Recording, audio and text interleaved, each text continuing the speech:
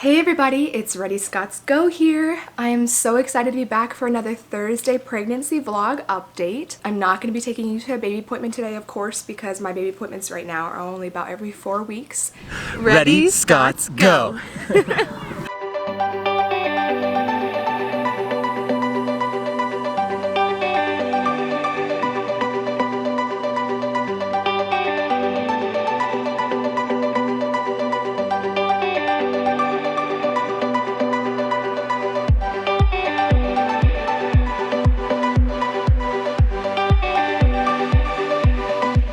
So I am 15 weeks today. As you can see, this is my baby bump, and it's not super big yet. So I can feel it more when my bladder's full and I'm laying down. I can feel a little bump there, but looking at it in this video, you can't really see much. But I am excited because it feels like it's growing a little bit. Looking back on pictures with Eden, I really didn't start getting a bump until about 18 to 20 weeks. So I'm expecting this one will be kind of similar because I'm not really getting anything super noticeable yet. So yep, this is my baby bump. If you haven't already, please make sure to subscribe. We are giving pregnancy updates every Thursday, bump dates. I'll take you to my appointments with me. I'm going to keep you guys in the loop for everything regarding pregnancy and labor and birth. So please subscribe. We also do family vlogs every Tuesday, and they're so much fun and we love doing them. So just hit the subscribe button. Also comment, like. We love to interact with you guys and we're so thankful for your support. So today is just going to be a vlog that I'm going to share about my birth plan right now. I know I've mentioned a few things in the past about what my birth plan is going to look like, but I haven't really discussed in depth what my plans are. So to start off, I am drinking lemonade right now. It's like one of the only things I can drink. Water makes me so sick right now. It's been kind of a rough week trying to make it through without my meds that I was on, the Bonjesta, but I'm surviving and I'm actually feeling a lot better today than I have been the entire week since my last update on Thursday when I was told that I wouldn't get any more Bonjesta. So I've literally been surviving on lemonade and French fries. I also, let's see, I've been eating like really kind of basic foods like Chex cereal, and that's about it. I've basically been starving this entire week, so it hasn't been fun. For vitamins, I haven't been able to take my prenatals, so I've been taking my daughter's little gummy vitamins to at least get some sort of nutrients, and I've been able to keep those down, which is great. I think one thing I've learned from, this past week is I have to eat super small portion sizes. I think I've gotten to the point where I've gone so long without eating, and I've also learned, like, my body's not received normal portion size of food in so long that my stomach is really small. And so there were a couple times this week that I was feeling decent enough to eat and I ate like a normal portion size and I immediately threw up. So what I've been doing now is just eating a little tiny bit at a time. Same thing with water and lemonade, just a little bit at a time, and that helps me not get so sick, and I haven't thrown up if I do that. So that's really good. So I'm gonna take a drink. My sweet husband, today is his birthday, so if you guys want to drop in the comments and wish him happy birthday, please do so. He's turning 26 and we're so excited to celebrate with him. He wants to go to Buffalo Wild Wings, so tonight we're gonna go to Buffalo Wild Wings. And then tomorrow we fly out with 2 of my very good friends to Disney World in Orlando, and we're going to spend the weekend in Disney World. She's my best friend, so I'm excited to spend this weekend with her and her boyfriend. So it'll be really great. We will be vlogging the Disney World trip, so watch for that next Tuesday and Thursday. We'll do a pregnancy update at Disney World. To give you guys a little bit of a lowdown, I'm assuming maybe some of you at least have seen my birth video with Eden, my first daughter, and kind of how that went. I didn't show everything, of course. You can't show everything in a 17-minute video, but her labor was about 6 hours long. I pushed for about 50 minutes, 50, and I birthed at a birthing center, a freestanding birthing center with midwives. It was an amazing experience. I loved my birth. I did a water birth, and I did kind of all of the more naturally minded, I guess for lack of a better word, type things that you would imagine would happen with a natural water birth. Now I did mention in the last video I did tear, and because of that I lost a little bit of blood. I didn't need a transfusion or anything like that, but my midwife was not comfortable stitching me up by herself. So she had me transferred to the hospital, and so I got to bring my daughter with me in the ambulance and everything. They brought me over there and they stitched me up. And I didn't have to admit Eden at all because she was of course perfectly healthy. I just had to get stitched up and I left the next morning. It was a fantastic birth besides that part of having to get stitched up and go to the hospital, which I didn't want to have to do. But things happen, so you learn from them. I was actually discussing with my husband last night my birth plan because in preparation for this video, a lot of it was really fresh on my mind. And you know, I thought that I would feel more trauma, I guess you could say for lack of a better word, towards my previous birth because of the tearing and like needing to go to the hospital and stuff, but I feel like I learned a lot. I feel so powerful because I did the natural birth. I did the unmedicated birth that I wanted to, and it was successful. My baby was healthy and I was able to do it. And so more than anything, I just feel really excited for this next birthing experience. I feel like I'm going into it with even more knowledge than before because I've done it. With Eden, I did take the Curtis Method class, which is based in Utah, which is where I was living at the time. And that class was amazing. It was a hypnobirthing class. I'm gonna show you guys 2 books that I read also in preparation for Eden's birth. Okay, so the 2 books that I read were Hypnobirthing, the Mongan Method right there. This book was really amazing. Now I don't know if all of my subscribers here that are watching this are, you know, spiritual at all, they believe in like a higher power, but this book was really beautiful. It talks about how God created our bodies perfectly, so why would the one thing that he messed up on be women's reproductive systems? And it's just kind of really focused on that and like trusting your body, and also learning how to self-meditate is what it's called, to do deep self-hypnosis, which is what you learn with hypnobirthing, and just how to make it through all of the stages of labor and how to implement all of the practices of hypnobirthing. This book I cannot recommend enough. I loved it. I'm gonna reread it in preparation for this birth. I haven't started yet, but I will be doing that. The second book that I read in preparation is Ina May's Guide to Childbirth. So this book is really incredible. I love Ina May. I think she does a couple TED Talks because I've seen some of her videos on YouTube and stuff too, and she's just incredible and really empowering. I love what she teaches in this. I don't know, I feel like birth is so beautiful. I feel like if more women took the time to educate themselves and to have that confidence in their body regarding birth, it would be such a positive experience for more women out there. Of course, modern medicine is wonderful and beautiful, and I'm so grateful that we have that blessing that we can have C-sections and we can have interventions when necessary, but for most births it's not necessary.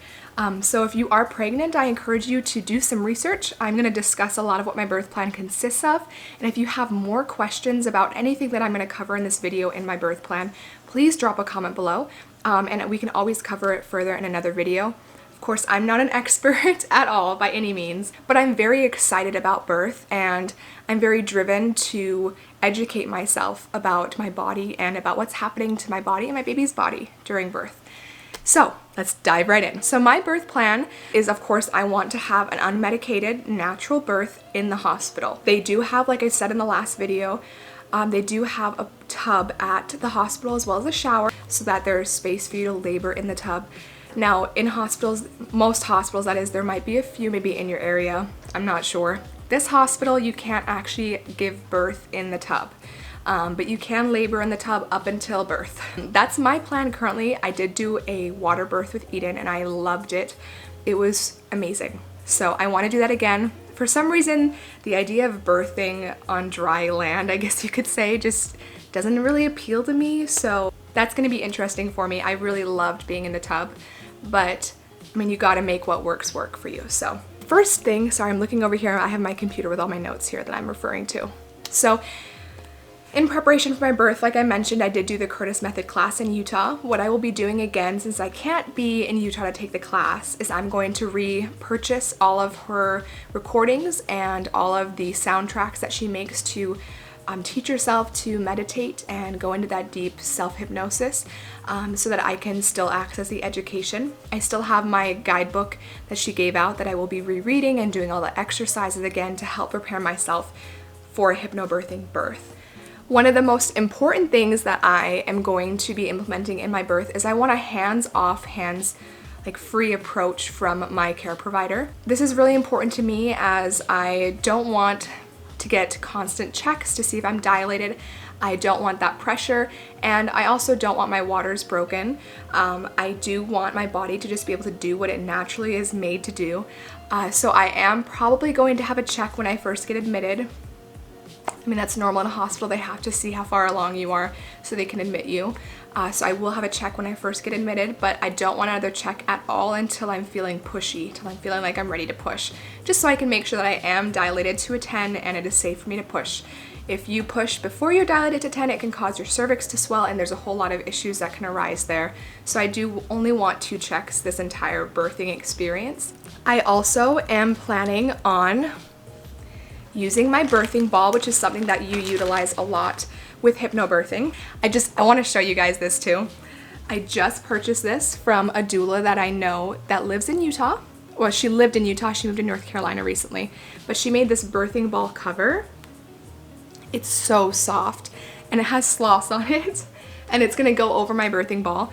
And I'm really excited to use this. I love sloths, so this will be really fun. I just got that in the mail yesterday. So shout out to Susan. Thank you so much for that. I'm so thrilled to use it.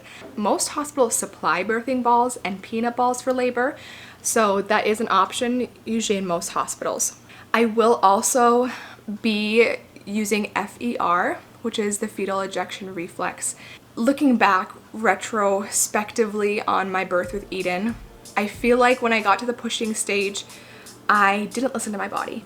I let my midwife coach me through the birthing process, and I feel like there was a little bit of a negative energy in the room, not from her, but just from kind of everyone towards my body. People were saying like that Eden wasn't gonna fit, all this stuff, and that I was like too tight down there for her to fit out. And there was a moment when my midwife said, can someone get me the episiotomy scissors? And when I heard that, I freaked out because that was my biggest fear, was getting an episiotomy. I literally pushed her out like that next push, like all in one push pretty much. So looking back, I don't want that to happen again. I don't want to feel threatened. I don't want to feel like my body's incapable. And I know my body can get my baby out. And I know my body's gonna do it on its own time. Pushing for only 45 to 50 minutes for a first-time mom is actually not very long. Lots of first-time moms push for 2+ hours. But this time I really wanna listen to my body. I really wanna have that experience of letting the fetal ejection reflex take over and my body pushing my baby out on its own without me doing coached pushing like I did with Eden. Coached pushing, for those of you that don't know what that is, it's what they do usually in the hospital, where they say like push 1, 2, 3, 4, kind of that thing. I did something similar to that at the birthing center still, and I don't want to do that again. I am trying to do my best to make sure I don't tear this time, and I know that consists of me trusting in my body and letting my body do its own thing and really listening to my body. Okay, so I did also discuss with my care provider, my doctor, that I also want to be able to move freely around my labor room and the hospital while I'm in labor. This is something really important for you to do when you're in preparation for your own birth, is to really discuss what you want out of your birth with your care provider. You have the right to choose whatever care provider you decide. And that's something so beautiful about birth. If they're not with you on your plan, which mine was, and she was fantastic with it, and she 100% supports me, and I feel that. But if you don't feel that from your care provider, you need to find someone who does support you in what you want out of your birth. She's very supportive of me not having monitoring all the time, so I'm stuck to the bed. She wants me to be able to move around. That's very important to me, because with Eden, I had free movement, free reign to do whatever I wanted. I even went around and walked around a mall for like 2 hours before I had her, just to help get the contractions going and everything. I do not want an induction to happen. I did discuss that also with my OBGYN, and she is on board with me not being induced. She said I can be pregnant for as long as I want, pretty much. And she said even up to 2.5 weeks. so after my due date. So I am excited about that. Eden came a day after she was due, so I'm not really worried about the baby coming super late. I'm a really good tracker of my period, so I know exactly when I conceived, so I'm not worried about that. I was worried because I do hear sometimes that some doctors like to push women to get induced at like 39 weeks, which doesn't make any sense to me. Sorry, this is siren outside. So I just want to make sure that she wasn't one that would push that, and she isn't. So that was really important to me. I didn't do a birthing playlist with Eden at all. My husband was kind of my birthing playlist. He just was there with his phone picking songs the entire time, which he did a great job. But I've also been thinking about doing a birthing playlist for this birth. I'm curious to know if any of you mamas made a birthing playlist for any of your births, and if you liked it, if you actually used it. So let me know in the comments below too if that actually worked for you, because I'm curious to know, and curious to know if I should do it for this next birth. And then what will I wear during birth? So I'm probably going to wear a sports bra and shorts like I did with Eden. If you saw my video, you saw what I was wearing. That was really comfortable with me. I got one of those sports bras that unzipped down the middle, and it was very convenient after Eden was born. When I was breastfeeding, I could just unzip it and just pop it open. So that made it very convenient for me, and it was also very comfortable. I got it at Walmart, I think for like 10 bucks. I still have it, so I'll probably just wear the same one and then just wear some like Spanx or some like comfortable stretchy shorts on the bottom. I think I'm probably gonna get like a really comfortable robe that I'll bring with me too for afterwards. But just so you guys know, some of you guys might not know this, you don't have to wear a hospital gown if you're birthing at the hospital. They will make it seem like it's necessary or like it's required, but it may be policy, and there's a difference between policy and like law at the hospital. So you just tell them that you don't want to wear the hospital gown, and that's that. So that's what I'm gonna do. I don't want to wear a hospital gown where my butt crack's showing. That doesn't appeal to me. So that's my plan, is to wear the sports bra and the shorts. Okay, so when the baby's born, I also do have a plan. Jerry caught Eden when she was born, and he put her on my chest, and I want something similar to happen this time around. I do want him to catch this next baby, and I do want him to be the one that announces the gender. So I am going to discuss beforehand with my care provider, with the nurses there, my family members that may be there, that I don't want anyone to say the gender. I want him to be the one to announce it to me. So it's kind of a special moment between us, and we can kind of celebrate together in that moment. I am planning on doing delayed cord clamping, which is very important. If you haven't done research on how important delayed cord clamping is, please do. When a baby's born, I think it's like close to 40% of their blood supply is still in the placenta, and is still kind of trying to transfer over through the umbilical cord into the baby's body. So sometimes when you cut it too soon, babies can lose up to 40% of their blood supply in that moment when you separate them, which can cause baby to be lethargic, you know, more prone to like getting sick, and harder time breastfeeding, connecting and bonding, all that stuff. Respiratory distress, everything like that. So it is very important for you to at least wait until the umbilical cord is not pulsing anymore and is white. That's the ideal. So I want to do delayed cord clamping afterwards. And I also want direct skin to skin contact. This is also very essential when you have your baby for bonding. It is really good for babies' body heat and heartbeat. They match it to yours just like they have in the womb, just laying on your chest. I know hospitals also love to put hats on babies, but the smell of your baby from their hair and like their head when you first are holding them for the first 48 hours or so, it's very bonding for mother and father also with the baby to smell that. It does help with bonding, so I don't want a hat put on the baby.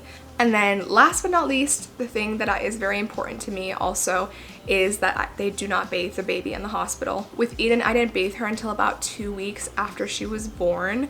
I did sponge bath, of course, and like clean her up, but I didn't bathe her because she was born with vernix, of course, like most babies are, and you rub that into their skin, and it's actually really good for baby skin. It moisturizes them as well as fights bacteria and helps keep them from getting sick. And I wanted her to be able to soak up as much of that as she could. And babies don't really need baths, you know, unless they make a huge mess, I guess. But I didn't bathe her until almost 2 weeks after she was born. So I don't want to stress the new baby out by bathing it when it's first born. And so I do want to do delayed bathing and do it at home with my baby, not in the hospital. So that is my birthing plan for the most part. I Let me see if I missed anything, but I think I got everything. I think the most important thing for me for this birth is just listening to my body, just really trusting myself that I can do this and that my body knows what to do. I'm not afraid. I want this to be a beautiful birthing experience like my first, and I also want it to be even better than my first. I know complications can arise, and no birth is going to be perfect ever, but I truly believe that it can be a beautiful, amazing, wonderful experience, and that's what I want to get out of this birth. Now you may be asking why I'm already thinking about my birthing plan in the first trimester. I think it's very important for you just to get yourself in the correct mindset for the kind of birth that you want as early as the first trimester, to really get started and really know what you want, so you can imagine yourself and kind of prep your body and your mind for the birth that you're looking for. Despite me being an advocate of unmedicated natural birth, all births are beautiful, whether you had a C-section, whether you had to, have an emergency happen or be induced or anything like that. All births are beautiful in their own way, and all births are bringing children to this world, which is a huge miracle. I know some of you don't have kids yet and are trying to have kids, and I'm praying for you guys. I'm grateful that you still want to follow along on my journey despite the own struggles that you are having, in your home and in your family. So thank you so much for subscribing and for following along.